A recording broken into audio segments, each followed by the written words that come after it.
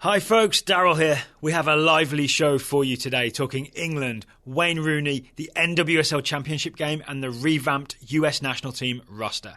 But first, I want to tell you about a new Total Soccer Show sponsor. Today's episode is brought to you by, drumroll, K&N Filters. Yeah, this is a new one, right? So, what are K&N Filters? K&N Filters are lifetime reusable air filters for your car, truck, or motorbike, or pretty much any motorized method of transportation. K&N's air filters are designed to increase horsepower, torque, and acceleration while providing outstanding engine protection. These air filters are easy to install, and they're backed by the K&N Million Mile Warranty, which is exactly what it sounds like. It means you should never have to buy another air filter again. To get a discount on the final air filter you'll ever buy for your car, go to knfilters.com/podcast. That's knfilters, all one word, .com/podcast. Link is in the show notes. You get a great deal on a K&N replacement air filter with free shipping, and as a bonus, they'll throw in a free K&N hat.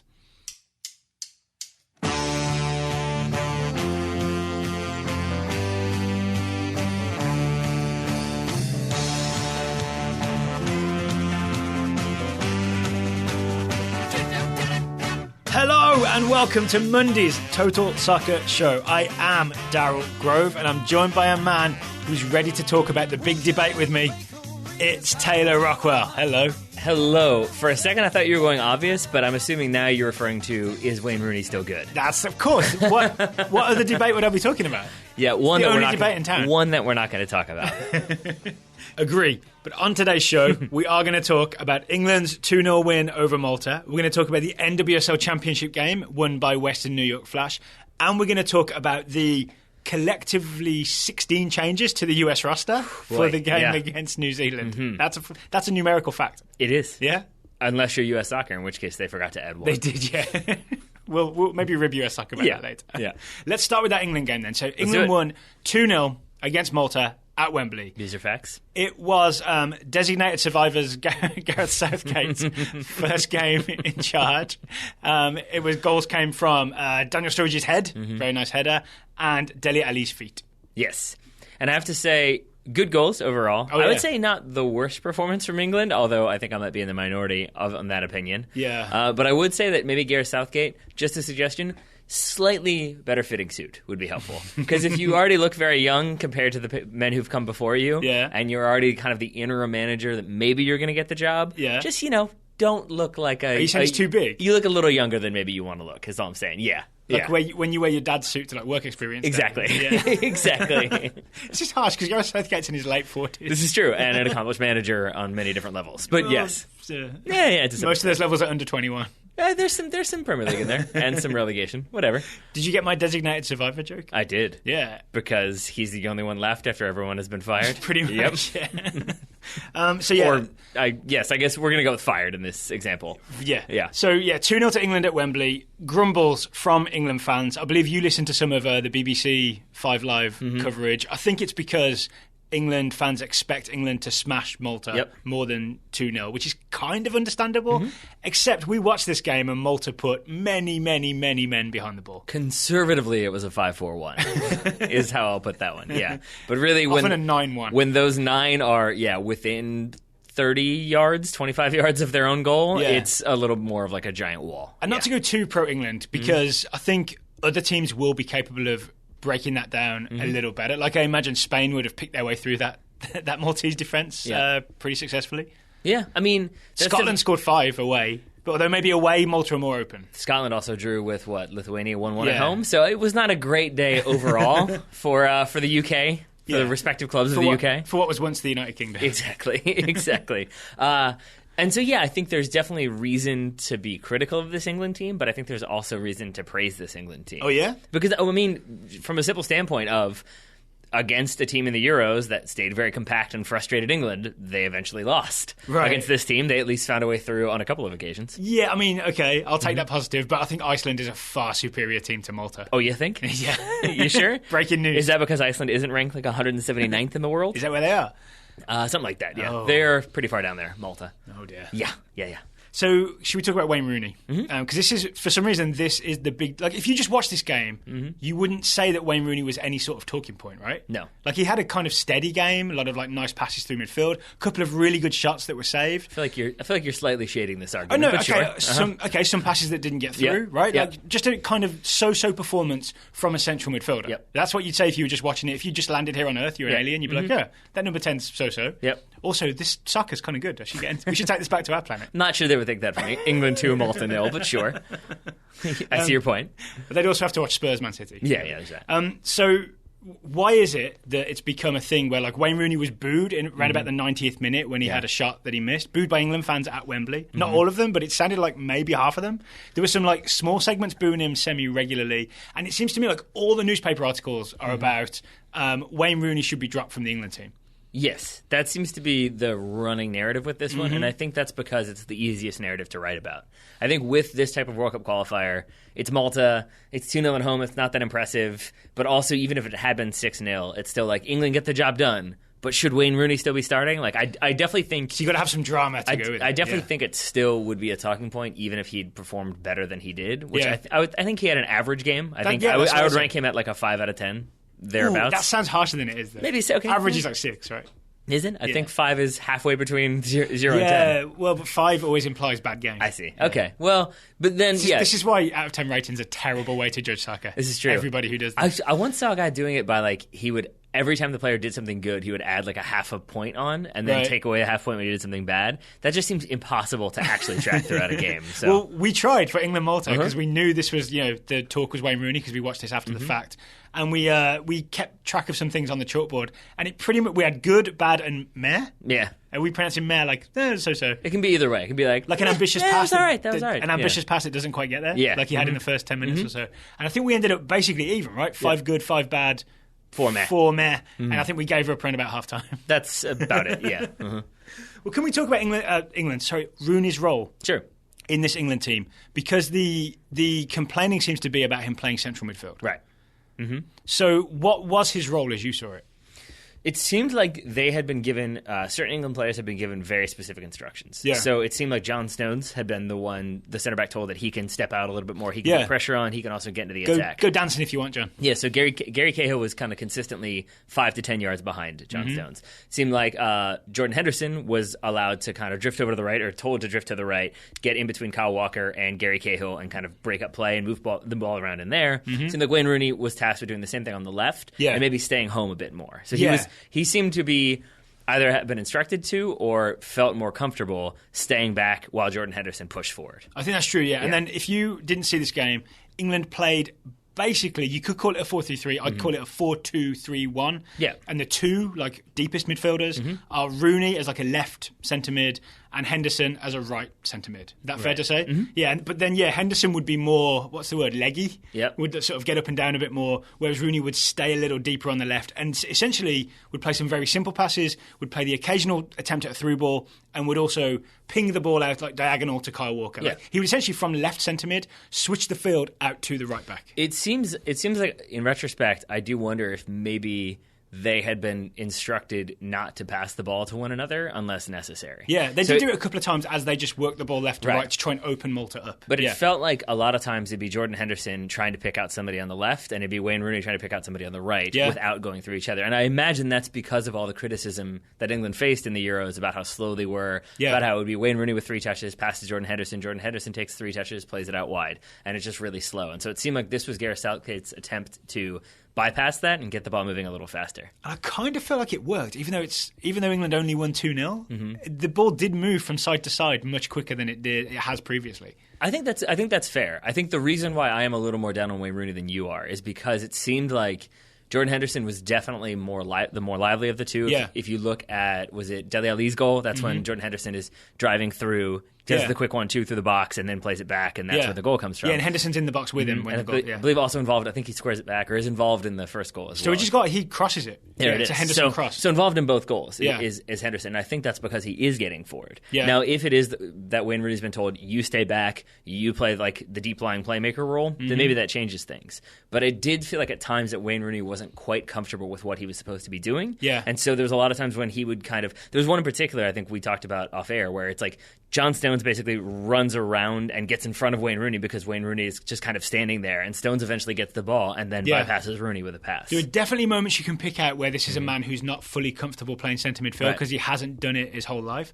I would say those things are fewer and farther between than you would expect with most people playing centre midfield for the not millionth time in their career. How so? Well, just it's not like he didn't stand didn't look like a fish out of water, right? It didn't look like Daryl Hannah in Splash. No, that's true. That's very true. Yeah, but I think so. Then to get to why people are frustrated, I mean that's a low bar. Like, don't look like you have never played here before. Right. I mean, that's an easy thing to accomplish if you're a world-class footballer. Right, but at the same time, he also had those great 2 shots on goal. Could have easily had a goal, right? Had the one free kick that forced a save, had a great shot early on that forced a save. Yeah. Had some nice little passing moments. For me, I'm perfectly happy with Rooney playing central midfield in this game.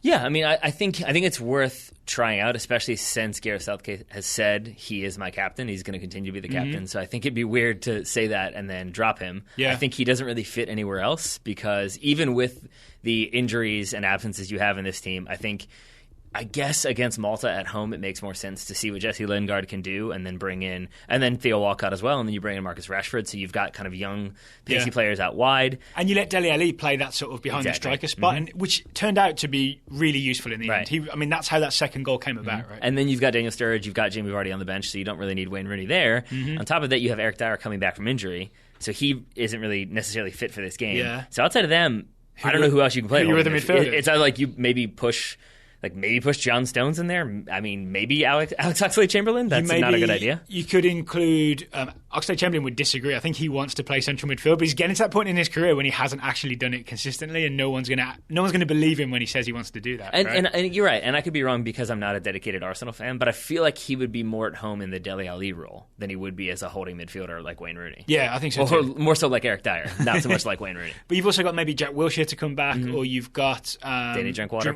wasn't included. Yeah, but I still feel like there's an argument for Rooney as a central midfielder. He actually, in one of the press conferences leading up to this game, he talked about how everyone said that maybe this is what I should do as my career goes forward, and yet as soon as I start doing it, everybody's telling me it's a terrible. I shouldn't be doing it. And he's basically saying, "Give me the chance to prove I can do it." Well, this is I would say the frustrating aspect of Wayne Rooney's career, at least from following him from a media standpoint, is that it's Wayne Rooney needs to be a support striker. He needs to be the number 10, not the number 9. Right. So then he gets that chance at club level.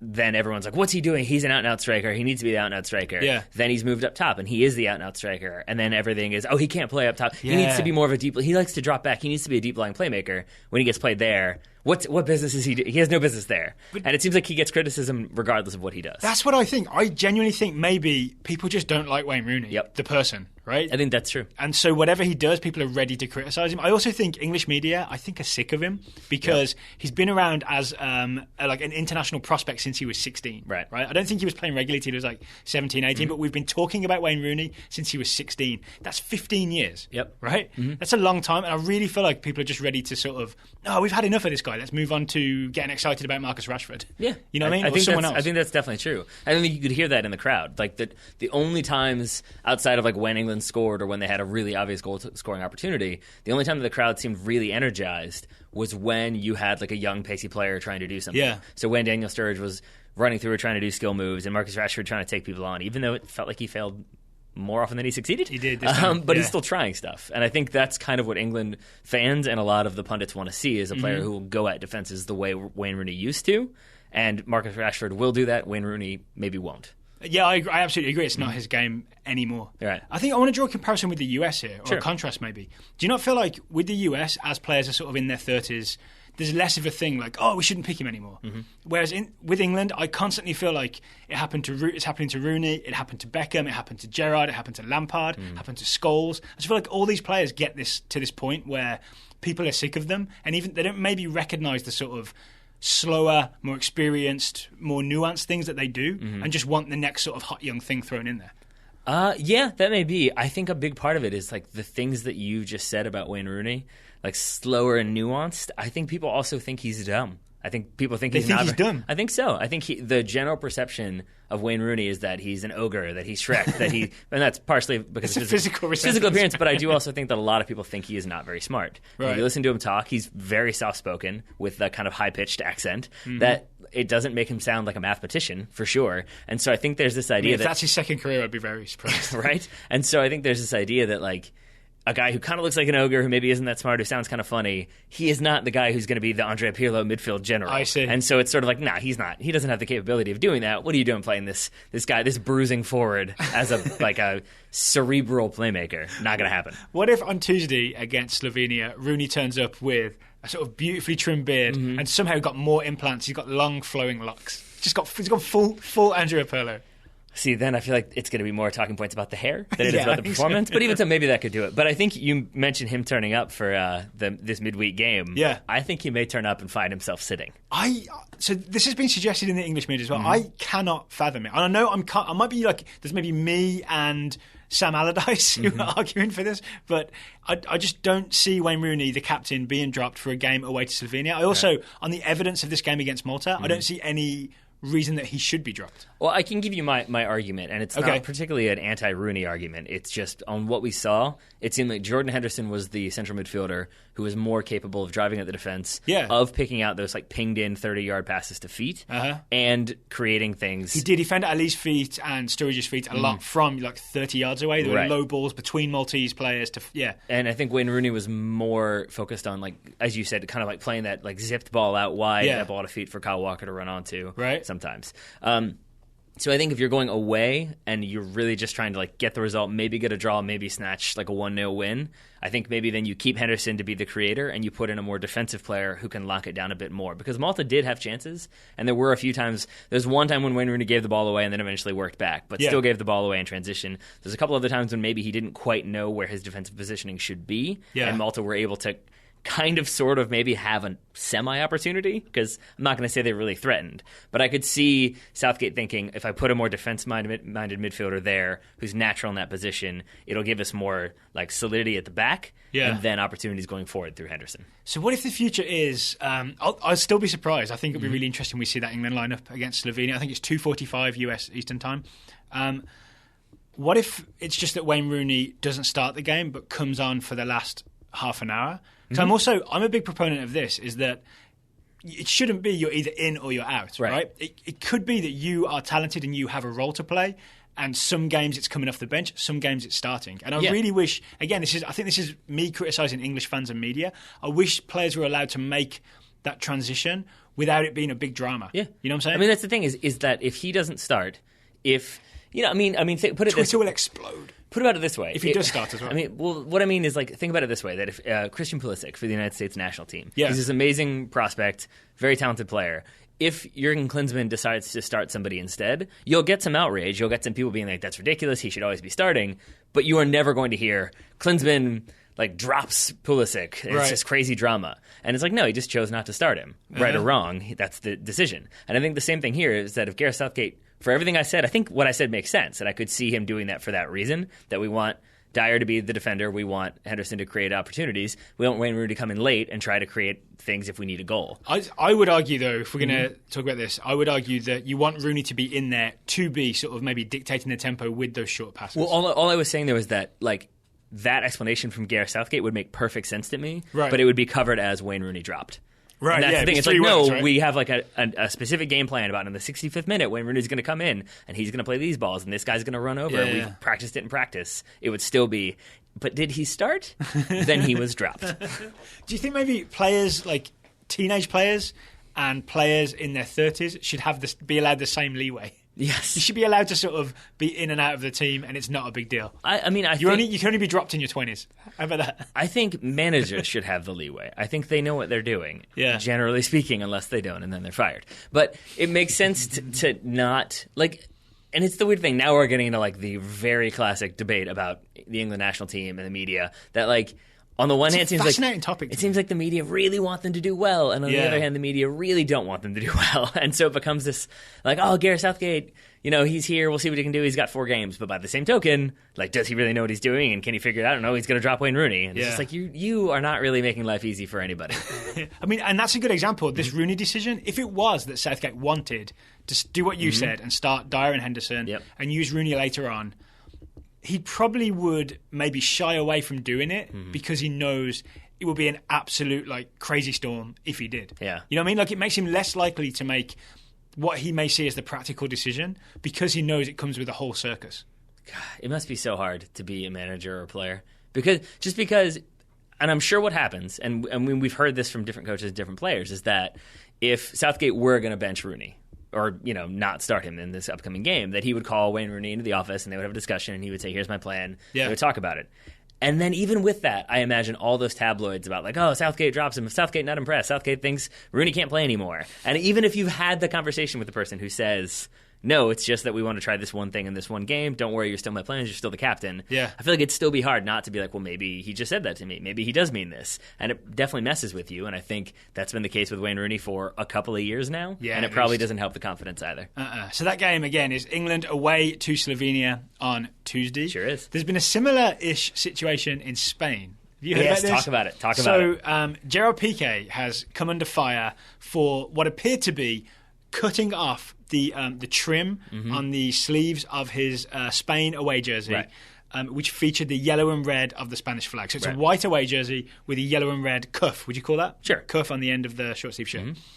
Turns out what happened was... Well, first of all, why would he be getting sick for that? The reason that this was a big deal is because he's a Barcelona player. I believe he's Catalan. I think he is, yeah. And he's mentioned a couple of times that he feels more Catalan than Spanish, which is not sort of an irregular sentiment in Catalonia, right? But when you're playing for the Spanish national team and you have the flag on there and suddenly your jersey doesn't, it becomes a problem. Exactly. So I think in AS, the Madrid-based paper, I believe it's Madrid-based, they suggested he'd cut them off as if to prove a point. I would imagine Marca also not thrilled, if I were to guess. Is Marca the Madrid-based one? Yes, I think so. I never know which one's which. Oh, maybe maybe you're right. I forget which one's which now. Disregard what I said. But it turns out what happened is Piqué always wears long sleeve jersey, right? Always when you see him, right? Yep. And when you see the away version, the white version of the Spain jersey, the long sleeve version, it does not have those cuffs anywhere. He claims the long sleeves were uncomfortable, so he cut them so he could still wear the jersey and wear the like a sort of body hugging thing underneath. Does the kit man not have a short sleeve jersey for Gerard Piqué? No, he has, because Piqué loves long sleeve jerseys. Yeah, but don't you think they would still have a backup? Don't you think that they could still easily just throw on the spare jersey in case one gets ripped? Well, you've got to have the number printed on it, right? Yeah, you've got to have the name and number on the back. That's true. Yeah, there we go. And if you know Piqué's a long sleeve lover, then you put that on. Long sleeve lover.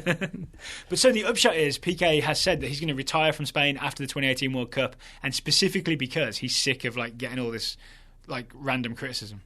Which is understandable and upsetting for fans of Gerard Piqué. That said, it is still a little bit like, I'm going to retire because I'm so angry about this injustice after I play in that major tournament in a couple of years. It may be like, I'm going to announce my retirement early as revenge. There it is. Yeah, that's pretty much what has happened. It seems that way. So I'm just saying, every England are not the only country that have these sort of off-the-field dramatic issues hampering them. There was some on-the-field drama, Taylor. I was wondering how you were going to transition. Yep. In Houston for the NWSL Championship game. That there was. It finished Western New York Flash 2, Washington Spirit 2, and then there were penalty kicks. And were there some penalty kicks. There sure It ended with D'Angelo making the save and a Western New York Flash victory. They are NWSL Championships. They are. Sorry, they are NWSL champions. Congratulations to the Western New York Flash. Yes, sir. Who saw this coming? Not many people. It seems like they were pinned as the team in transition that was rebuilding. Post Abby Wambach, because even making it to the final, I saw a lot of articles about how they've done it early, and here they are, and they're happy to be here. And there's a lot of those types of articles, and then slowly it became how they're doing it right, how they're rebuilding, how people didn't used to want to play here, and now they do. Yeah. So it seems like they've gotten some positive spin, and I imagine being champions will not hurt that. Can we start with the stadium?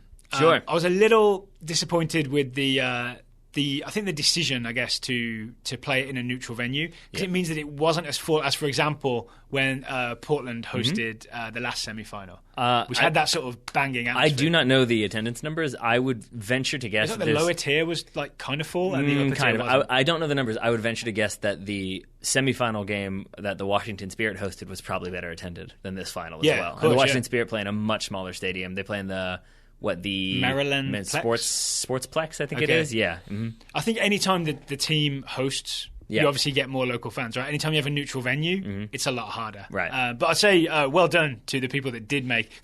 It's from pretty much from two teams from the East Coast having to travel all the way to Texas. There are a lot of away fans, which is to say that both of the teams were away fans, so it makes sense. But yeah, I mean, Spirit Squadron was out in force.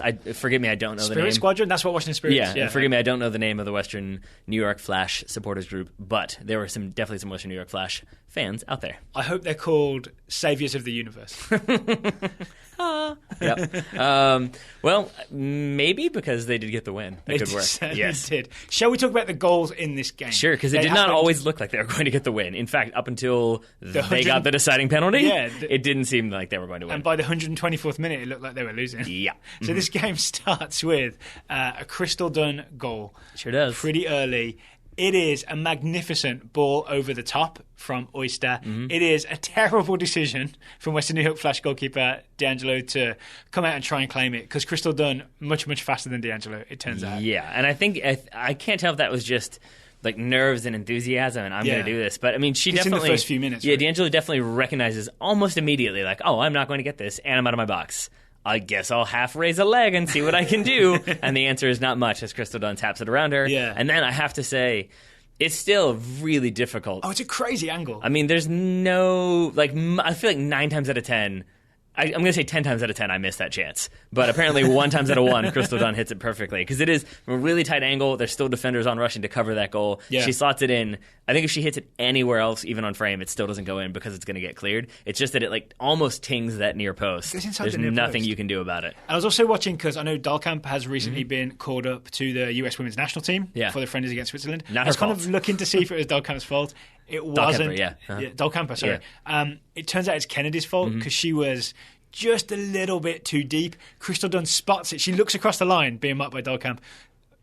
Spots it and is able to step forward and call for the ball over the top from Oyster. Really smart sort of exploitation of opportunity from Crystal Absolutely. Dunn. That's a reason to be optimistic if you're a U.S. Women's National Team fan, because she definitely is reading that back line, hanging on the last defender, and then hangs on the last defender a bit more because there is that gap. Spots it, calls for it, but does a good enough job not to really distract or not to really draw attention to herself. It's like if she's in a restaurant, I imagine she's very good at sort of getting the waiter's attention without causing a scene. Yep. You know what I mean? Yeah. Which is still a skill I'm working on. Absolutely. Yeah. I end up just like waving my hand in the air and being awkward. Right. Yeah. So, no, Crystal Dunn did a good job.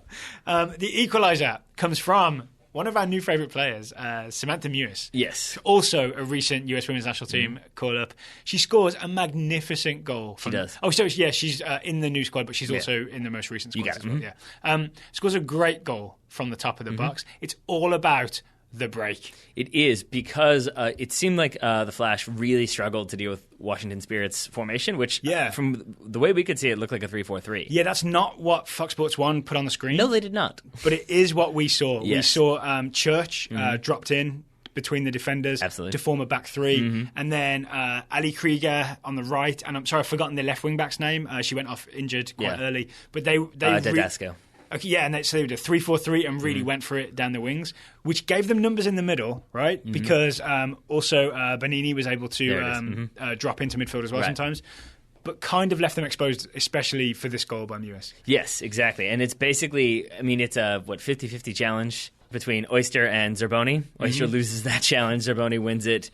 I think she doesn't necessarily know that she's won it, because I think she wins the tackle, it hits off of Oyster, then hits off Zerboni, then goes forward. Yeah. It's picked up by Lynn Williams, who does some running because she's real fast. She burns Tori Hooster. She just turns her and goes at pace. They're going to have to replace the grass on that flank, I think, where she left burn marks behind. And Lynn Williams gets down the channel, and then I think it's basically just that the Spirit are transitioning back as quickly as they can, but no one quite knows where they're supposed to be. And then I think Lynn Williams does a good job to see that. She spots Mewis. Then Mewis, not content to have Lynn Williams destroy people, destroys Christine Nairn because she basically fakes a shot. Nairn comes running in. It, right? She bites the fake, and then she goes airborne, and then Mewis just calmly taps it around her and finishes with her right. And it's a beautiful finish from about 20 yards out. Can we give some credit here to referee Matt France? We sure can.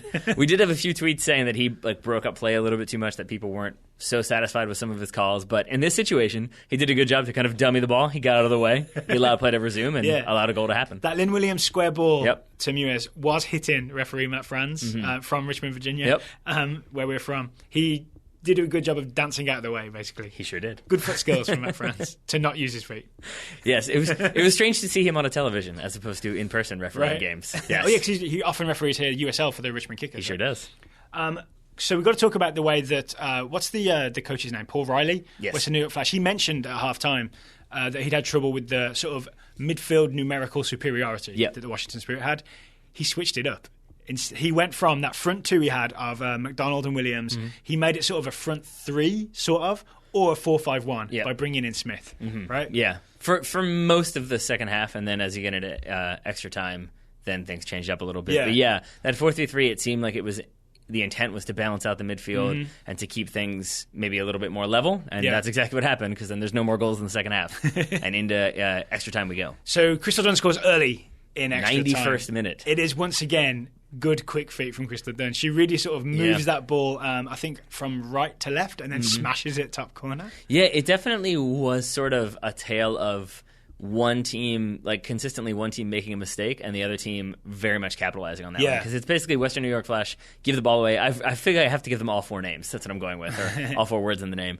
And then it's basically kind of like a weird physical altercation, but Ali Krieger ends up getting a foot to it. She squares that ball. And then a couple touches later, Crystal Dunn has the ball in the back of the net. Made me very excited for Crystal Dunn to be part of the national team going forward. It made me very happy because you saw the explosive pace. You saw the clinical finishing ability in that first goal. In this goal, you saw the really calm presence of mind in the box, because I feel like that's always a mark of a really solid striker. If you're not used to being in that position, you're going to panic a little bit. You're going to just try to rush a shot and make happen what you can. And in this situation, Crystal Dunn takes a touch, takes another touch, then shoots. Really not very worried at all about the pressure coming at her, because there isn't much pressure coming at her, but still picks her spot and buries that goal. So this is the first or second minute of extra time, right? Which means Washington Spirit have 28 minutes or so to hold on. They do a good job of it until, I want to say, the final 10 minutes. And at this point, Western New York Flash have gone all out, right? Their formation is literally a 4-2-4, right? They have four forwards standing up there, and they're just basically hitting long balls for Williams and McDonald to head down and just to scrap four in the box. Right, and the mistake, I think, is that, really up until the Flash equalized, we both thought there's no chance they're going to do this, because Washington had much more presence on the ball. And it looked like they were going to counter. They looked like they were going to get a couple different goals. The thing that I think the mistake they made is that they didn't hold on to the ball. They kept trying to create opportunities and then turn the ball back over. Yeah, I think in hindsight, when you go back, and we went back and watched it after watching it live, we saw that maybe Western New York Flash kind of knew what they were doing by banging it long to sort of bigger strikers. And maybe Washington Spirit just really did panic too much. Because when you watch the goal, it is, I think the ball, they don't do a good job marking on throw-in. So it starts with the Flash are desperately trying to take a throw-in on the far side of the field. Yeah. And they're basically trying to take it. It's the 122nd minute. Yeah, and they're trying to take it 10 yards ahead of where they should be. Yeah. So they keep trying to take it. Referee Franz keeps pushing them back and eventually pushes them back. And in the meantime, the Spirit players are just kind of standing there waiting. So that by the time that throw is eventually taken, they're still standing there, but the Flash players have all moved. Yeah. So then everybody has to kind of scramble to get to it. And even in that kind of delay, eventually force a turnover. It goes to Ali Krieger in the middle of the field, who just boots it long straight out of bounds, about 20 yards up from where the initial throw-in was taken. I think she's trying to knock it into the channel for someone to run onto, which is exactly what you were saying about they're trying to force it too much, trying to get behind too much. Instead, she coughs up possession in that way, and that leads to another Western New York Flash throw-in. They're able to get it forward. They're able to get it. It ends up going out on the left-hand side for an attacking throw-in, and Washington Spirit are sort of all over the place at this point. Right, and so they're really slow. They basically keep everybody in the middle of the field / on the side where the ball came from, which is why throw-in's taken quickly. It falls to McDonald, quick little owner play, and then McDonald's able to cross with relatively no pressure. I think Ali Krieger is the only one who's come back across. She's the only one. You could tell who the international was, right? Because she's the one that recognises it and comes sprinting over to try and close it down. Yeah. But she's on her own, basically. So McDonald's able to cross it to the far post where Lynn Williams gets up, heads it home. I would say if Washington Spirit had just all stepped out, that would have been impossible. Or if one player hadn't stepped out in the form of Kelsey Wiss, who's the Spirit goalkeeper, because that ball comes in. You didn't think she should have come, did you? No, not at all. I think, again, this is sort of similar to D'Angelo. It's just that ball, it does look like it's going to be driven a little bit more. It looks like maybe it's going to go a little bit further than it does, which is why I think she commits very quickly. Yeah. And there is that old adage, like, once you've committed, commit. Yeah. But she's still... like, when she's in for a penny, in for a pound kind of thing. Yeah, but she still has to get a good 12 yards away from her goal to try to punch that in traffic where there are two defenders. Mm-hmm. And if she doesn't come out, maybe it puts like less pressure on Lynn Williams and she's able to focus her header a little bit more. But as it is, she ends up getting that header.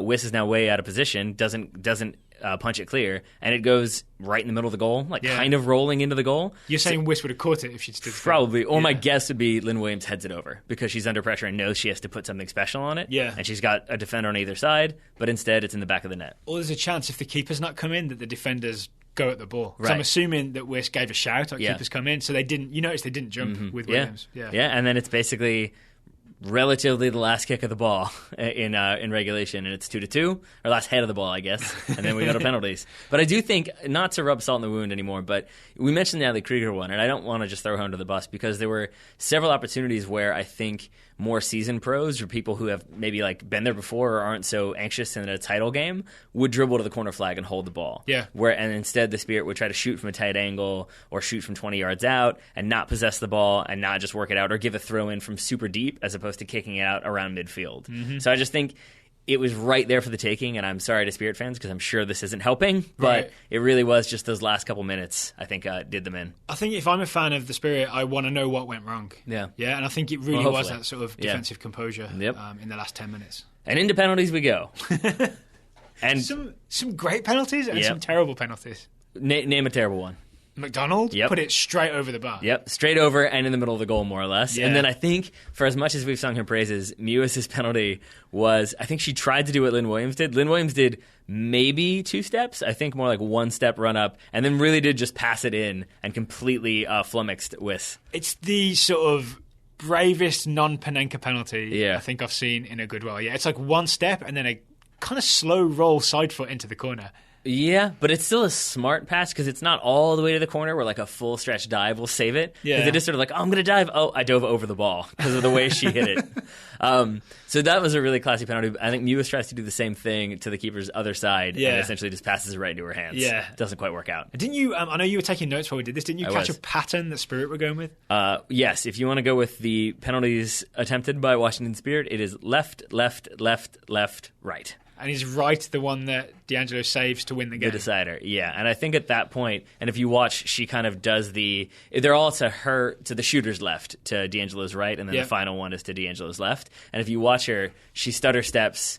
I think she stutter steps to her left and then dives left. And I think it's supposed to be like, I'm going this way, but then I'm going to dive to my right. Yeah. And that's why the shooter goes there, and that's why it's saved. Man, it's why soccer's the greatest sport, because that game starts with a terrible error from D'Angelo, like coming out and not even getting close to Crystal Dunn.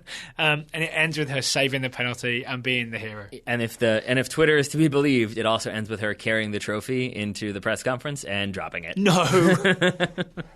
Oh, no. Yeah, not great. Not great. Well, you got nothing to prove once you're a championship. You're a champion. You're a champion. You can do whatever you want. Smash that trophy. Who cares? Smash that trophy. I thought you'd be in trouble if you did that. Probably so, yes.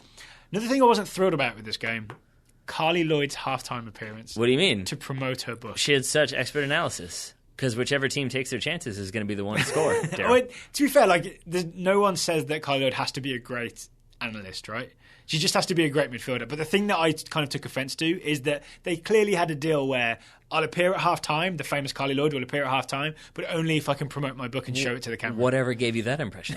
When they were waving the book around? Oh, was it when the one commentator was just holding the book awkwardly, like, I'm here I don't know what to do. It's the Ricky Bobby, I don't know what to do with my hands. Yeah. She's just kind of like awkwardly holding it. Like they're on the Johnny Carson show. I think the thing that was more upsetting for me is that, and the reason why I make fun of her analysis is because I legitimately think that she said, like, I don't really think this, but it seemed as though she said, like, I'm not talking about this game.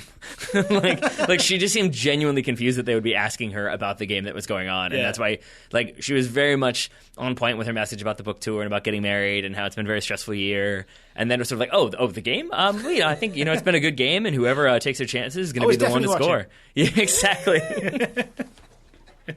Yes, but Carly Lloyd has a book for sale. I don't know if that was obvious. Yeah, we've heard that. Mm-hmm. Link is not in the show notes. Nope. I don't want to be against Carly Lloyd's book because I guess it is like a good income stream for her. I'm just kind of against it being kind of almost literally pushed in my face through the camera. I just don't think, like, you can bring her in and plug it at the end and have one question about her book. I think that would have done the job. Yeah. But it just felt the opposite. It felt like Carly Lloyd was there to talk about the book, and that's what they were doing. The halftime show was all about Carly Lloyd's book. Yeah. And then, there's also a game on. And it definitely doesn't lend, like, spectacle and majesty to what is supposed to be your championship game. Agree. Yeah. Well, or what is your championship game, I guess. Of course. Congratulations to the Western New York Flash. And also, we look forward to seeing Lynn Williams playing for the US national team. We sure do. Yet more pace for the US women's national team. Commiserations. And an aerial threat. Actually, this just occurred to me. Since Abby Wambach, I'm not sure the US has had a genuine sort of aerial target in the box. Now we may have one. A pacey aerial target. A pacey aerial target. She can run fast and jump for the header. Yes, sir. Final thing, speaking of US rosters, the US men's national team roster has changed. Since the game against Cuba, 9 players have gone back to their clubs. Yeah. 7 players have been added. This is true. And we are going to do a more in-depth preview of that USA-New Zealand game on the next show. Right now, we're just going to kind of talk about some bits and bobs from this roster churn. Yeah, so what do we make of the roster churn, first and foremost? And what do we make of the fact that we weren't really told about it? We thought the roster that we saw against Cuba was going to be the roster for the 2 games, right? And we didn't misread any press releases, I don't think so. I mean, unless maybe we just missed it, but I don't recall anything. I don't remember anyone saying, like, yeah, we expect this roster. Because I think the most we saw was that maybe Jordan Morris would be released early. We saw John Brooks would go back to Hertha Berlin because he'd recently been hurting. Didn't know that 9 players would be sent back. Yeah. So I find that to be a little surprising because, again, one of the 5 things I wanted to see coming out of this 2-game series was kind of like a consistent game plan. And if you're changing, would you say a total of 16 players? 9 out, 7 in. Yeah. It's tough to have consistency there. And it's tough to also, like, I always feel weird with this because David Bingham and William Yarbrough were there for the friendly against Cuba. Neither one played. Ethan Horvath played that whole game. Now he's been sent home. Yeah. You brought in Bill Hamid. So still you're going to have, even if you give each guy a half, there's still one player that doesn't get to play. What if each guy gets a third? Yeah, that works. How could that go wrong? You know what I mean? So it's a little strange to have that sort of situation when all of a sudden there's all these new names that then have to be worked in or not worked in. And you wonder, what was the point? It does make sense of a lot of the talk that we had when the first roster was named. We were like, where's Kellyn Acosta? We thought he's our new guy, right? We've been very up on Kellyn Acosta recently, so we're kind of surprised he wasn't there. We were surprised that Bill Hamid wasn't there. And a lot of people were too, right? And there's been a whole debate about whether it was because like he makes flashy saves, but then like his positioning isn't great. Turns out they were I think Klinsmann was just waiting because he knew Horvath was going and he knew that, it's easy for Bill Hamid to get to RFK. I was going to say, are we at all worried about the commute? No? Not so much? I just wish maybe this had been made public because then it could have saved us a whole debate about various ins and outs on the roster. Yeah, I think it also would have been like helpful to kind of know that it was planned because I'm sure it was. I'm sure it's not like it was like, you know what, I could do with some new faces. Let's get rid of these guys. But it definitely lends like a little bit of an idea to the idea that Jurgen Klinsmann is sort of doing what he wants on the fly and not really like, okay, we've got this game plan. We're going to do this against Mexico. I want to see what personnel are going to fit in. I want to give everybody time to blend. It's sort of like, new guys. So before we... It's like me playing FIFA where I'm just like, I know I have a full team and I don't need to sign anybody, but it is a transfer window and I am bored of my players. Let's bring in 3 more. Who has, of the guys on this roster now, who has the best chance of putting in an amazing performance in practice and against New Zealand and making it onto the US v Mexico roster for the big World Cup qualifier November 11th? He might already be there, but I'd say Paul Arriola. Good shout. Because has looked good the last couple times we've seen him play for the U.S. national team. I think the United States in need of more wingers than we already have, because you still have Zardes coming back from injury. Yep. Graham Zusi is Graham Zusi, so we don't know what Klinsmann's going to want to do with him against Mexico. Well, that's interesting. Yeah, Beasley's been called in, but not Zusi. Exactly. Yeah. And then you still have Pulisic, obviously. But I think you could see Areola doing enough to kind of cement that role as that impact sub late in the game, especially if he starts against New Zealand. What about Kellyn Acosta as well? Because I think he's not an automatic choice for a 23-man roster for a big game. He was in the last World Cup qualifying squad, but I think basically what he can do is, I know this is going to be crazy for some people, but I wouldn't mind seeing him given serious consideration as a starting outside back. I know that's not necessarily where he plays. It is for the U.S. national team. Yeah, but I think I was really, I have to say, very frustrated and find myself increasingly frustrated by Fabian Johnson against Cuba. It's a meaningless friendly, I know that, but just the number of times that it was very obvious that he was not feeling it, it would be nice to see somebody, and especially since we already have concerns about his defensive capabilities, I wouldn't mind seeing Kellyn Acosta come in and really do some work. That said, I think the best he can do is cement his place as like the second choice outside back. Right. I'd say he's probably in a contest with Timmy Chandler as well at this point. And Chandler's gone back to Germany. Yeah. All right, so more on this game tomorrow. We'll preview. My final point is it's nice to see Terence Boyd. Oh, yeah, Terence Boyd is back. I'm guessing he's not going to play. I am going to agree. Or he's not going to play more than like 5-10 minutes. So Terence Boyd with Rasenball Sports, Leipzig, been coming back from injury, been competing against the U14s in that video we saw. Goodness gracious. Has not played for Leipzig yet, right, this season. So I think this is more like, Terence, we remember you.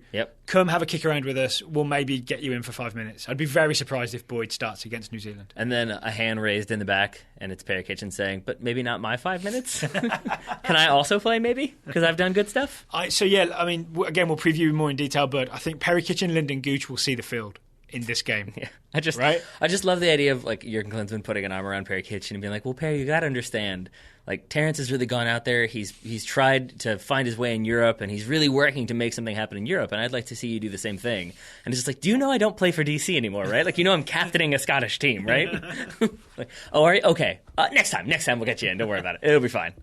Next time. Yeah. Klinsmann's like the bad dad. Perry Next Time Kitchen is his new name. More on that game tomorrow. Yeah. Final thing today, Taylor. Final the thing. Total Soccer Show Scouting Network. We have 4 reports have come in on promising young players. You've typed them up, you've printed them out, and I'm going to invite you. I've even emboldened certain parts. Have you? Mm-hmm. Yes, and the first one comes from Ira Jersey, scouting Ashley Sanchez, the 17-year-old American forward. The good news: Ashley scored a brace in the US U17 women's match against Japan in the team's third group stage game. The bad news: the US eventually lost that game 3-2. Japan scored 3 unanswered, and were thus eliminated from the U17 World Cup. How do you feel about this? Well, I would have felt worse until you were telling me the thing about how it's actually more about like developing talent and not necessarily winning the tournament. So I'm sorry, I can't remember who wrote it. I read a great 442 article about Jill Ellis being sort of technical director for the US Women's Complete Program.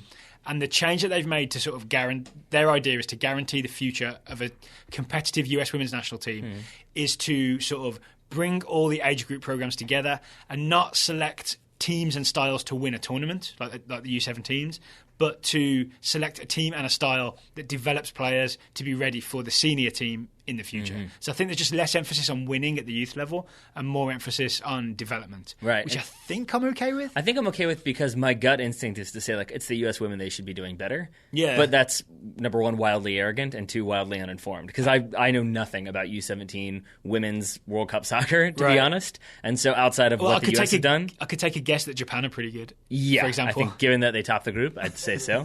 It seems that Ghana are also pretty good, given that they finished second. So all I mean to say is that I think it would be a little bit disingenuous for me to, say, oh, they definitely should have done better than this. It's just sort of like, if they're trying to develop talent and play a specific system, and that didn't quite work in this tournament, but maybe works in U19 or U20 or whatever, then so be it. Or nothing, just WNT. Or also that, in the future. All right, second report today comes from Peter Backhoff. Peter is scouting Alban Lafont, the 17-year-old Toulouse FC goalkeeper. Ridiculous. Peter says, the youngster Alban Lafont was recently named Ligue 1's Young Player of the Month for September. So here's what I'm gathering from that first line, Taylor. 17-year-old Alban Lafont is the actual goalkeeper for Toulouse. Not Toulouse U23s? Keep reading, my friend. Okay. Alban has started every game for the club this season after taking over goalkeeping duties last season. He remains the youngest player ever to start a Ligue 1 match and will likely receive a new contract offer despite signing an extension last summer, since Arsenal appear to be circling. Yeah. That's always a good sign for the player, a good sign for people who like, talented goalkeepers and whatnot, a bad sign for the club. When it's like, we know you just signed an extension, but please sign another extension, even though it's been less than a year. The numbers will be bigger. He seems pretty good. We'll have to keep an eye on him, or more specifically, Peter. We'll have to keep an eye on him. In the meantime, another report from Cora Welsh, scouting Brooks Lennon, the 19-year-old American midfielder at Liverpool. Lennon got some attention last week when he gave an interview in which he described how he got to the Liverpool Academy. Cited Cristiano Ronaldo as an inspiration, clearly confident that idolizing the former Man United player would not get him benched, and admitted that sitting out during games started by Danny Ings was both frustrating and educational. He also scored in a U23 match against Wolfsburg and was on that US U20 roster for their recent tournament. Yeah, so I was looking up the Four Nations tournament to see sort of how he'd done there, because I know there's a third game still to go where the US plays England. Correct. I'm very excited to be getting scouting reports for Brooks Lennon, though. Yes, sir. We've already done the John Lennon trivia on this. We sure have. All right, the final player on today's Scouting Network. Michael Fisk is scouting Andreas Christensen, the 20-year-old Danish centre-back. Did we decide that he was a Borussia Mönchengladbach player or a Chelsea player at this point? He's on the second year of a 2-year loan from Chelsea at Gladbach. Okay. Michael's latest report. Andreas was called up to the Denmark senior national team, played the full 90 minutes in a 3-2 loss to Poland, in which Lewandowski got a hat-trick. However, there are rumours that Barcelona will make a £20 million bid for the centre-back. So I don't really know how this works then, because then it becomes incumbent upon Gladbach to match or exceed that offer. Maybe Chelsea just decided they want a young, promising centre-back in their ranks. Who knows for sure? I just imagine Mönchengladbach people hearing that news and being like, "Yarr." You know who else probably made that face? What? Matt Miazga. Matt who? Yeah, exactly. Yeah, Matt Miazga is on loan at Vitesse Arnhem. Okay, I'm looking for some updates on Matt Miazga. I'd like to know what's going on with him. He's still alive. He's still alive. If you're scouting Matt Miazga, please get back to us. Let us know how he's doing. Should we be worried that he didn't make the squad for these friendlies? Do you think? Yes. I mean, if you're calling back Terrence Boyd... Is he under 20, though? He may be too old at this point. Yeah. No, I'm talking about the squad for the US friendlies. Oh, no, I'd say probably if he's not playing enough, and if you're looking at sort of games... players to play in the US v Mexico game, he's not quite at that level yet, right? This is true. He's not quite in consideration for the senior team in a must-win game. This is true. All right? Terrence Boyd definitely is, though. If you would like to join the Total Soccer Show Scouting Network, you can do so at totalsoccershow.com/subscribe. You'll support the show, you'll help us keep making shows, and you'll get to scout some exciting young players. You sure will. Taylor Rockwell, thank you for taking the time to talk to me today. Thank you for weirdly elongating my name. And also, listeners, the more eagle-eared listeners, I guess eagles have ears, will be able, if you listen at 2:45 on Tuesday afternoon, you will hear the anguished cry of an Englishman from Richmond, Virginia, when Eric Dyer starts in place of Wayne Rooney. We shall see. We shall see. This is like a prop bet at this point, right? I think so. Yeah. Will Daryl cry? Yes. Listeners, thank you for listening. I'll never admit it. We'll be back with you on Tuesday.